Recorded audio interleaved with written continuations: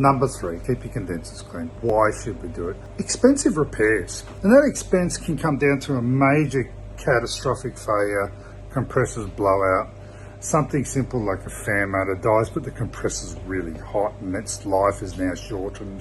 Where else do you want to go with this? Emergency after hour call outs. You've got a critical piece of equipment that's just a room full of tens of thousands of dollars worth of stock. You got big function on the weekends, or big weekends like Mother's Day, Father's Day, Christmases, New Year's, and you're full of stock, and it goes down and you got to ring someone at midnight or the next day or a public holiday. The costs are astronomical, and they come out and they change a fan motor and they clean the condenser. Seen it, done it way too often. So guys, your costs go through the roof, and unexpected repairs.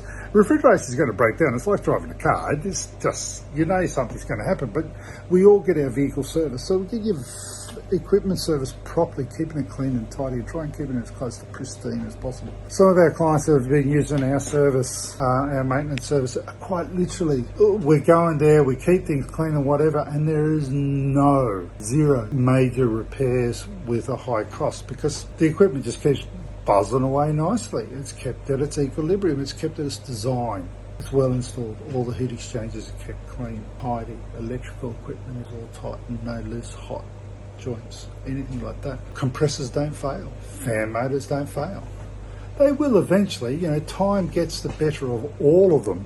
It's not unreasonable to see 10 years. But when you see equipment that's not maintained, then 2 to 5 years, poorly installed, 2 to 5 years, you're going to see us in a major repair situation. So let's keep our condensers clean.